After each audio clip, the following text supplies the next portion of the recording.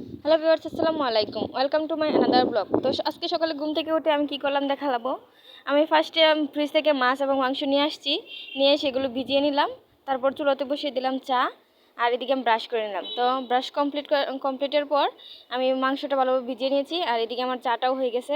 তো এদিকে আমি চাটা খেয়ে নিব। এর আগে আমি ভাত বসিয়ে দিতেছি চুলাতে, আর ওইদিকে আমি চাটা খেয়ে নিব।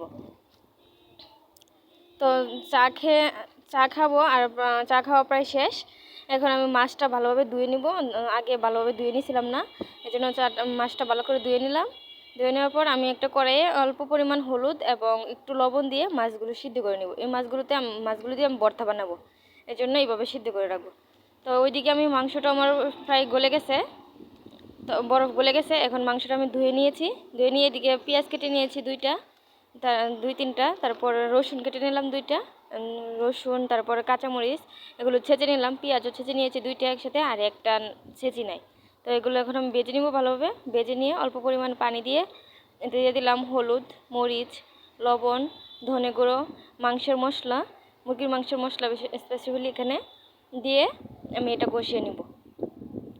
কষিয়ে নেওয়ার পর দিয়ে দিব মুরগির মাংসটুকু দিয়ে এটাও আমি ভালোভাবে কষিয়ে নেব। কষিয়ে নিয়ে এতে একেবারে অল্প পরিমাণ পানি দেবো, কারণ এটাতে আমি একেবারেই ঝোল রাখবো না।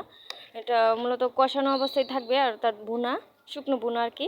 তো আমি ডেকে দিয়েছি, একটু পানি দিয়ে ডেকে দিয়ে আমি ওইদিকে মাছ ভুনার জন্য পেঁয়াজ কেটে নিলাম।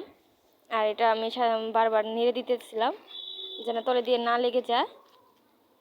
তো এভাবে আমি ভেজে নেব কিছুক্ষণ। হয়ে গেছে প্রায়, তারপরে একটু ভেজে নিতেছি। ভেজে নেওয়ার পর হয়ে গেছে। এখন আমি এটা চুলোটা নিবেই আমি পাশে মাছটা বেছে নিব, সিদ্ধ করে রাখা মাছটা বেছে নিব, এটা থেকে কাটা ছাড়িয়ে নেব। এভাবে মাছ ভর্তা করলে কিন্তু অনেক মজা লাগে, আপনারা এভাবে খেয়ে দেখবেন। আর হয়তো অনেকে খানো, আমি যেহেতু নতুন রাঁধুনি তো এত কিছু জানিও না। আচ্ছা, তো আমি যেভাবে পারলাম সেভাবে করলাম।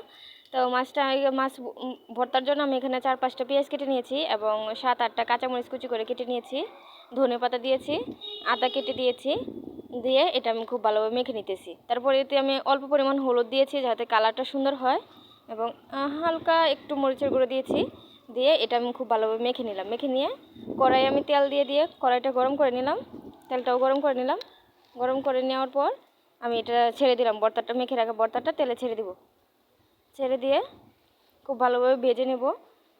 আমি এত পুরোটা ভিডিও করতে পারি না বাজারটা, কারণ এক হাতে যদি আমি ভিডিও করি আর এক হাতে ভর্তাটা নেড়ে দিই তো মানে দুইটা একসাথে হয় না, এই জন্য ওটা রেখে দিয়েছিলাম। রেখে দিয়ে আমি প্রায় বেজেই ফেলছি।